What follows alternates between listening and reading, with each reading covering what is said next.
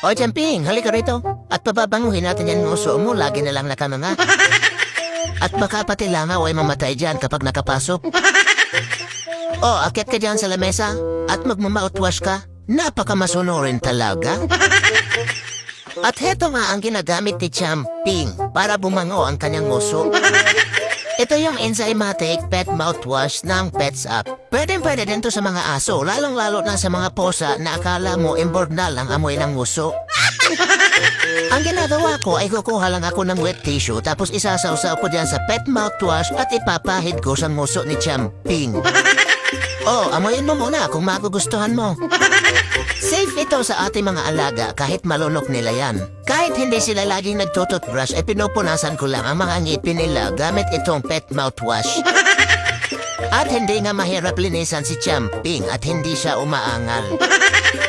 Sa mga gilagid at ngipin ko lang pinupunasan dahil ang dila nila ay matalim, sumasabit ang tissue. Oh, mabango na ang uso mo, Champing. Napakabait, masunurin.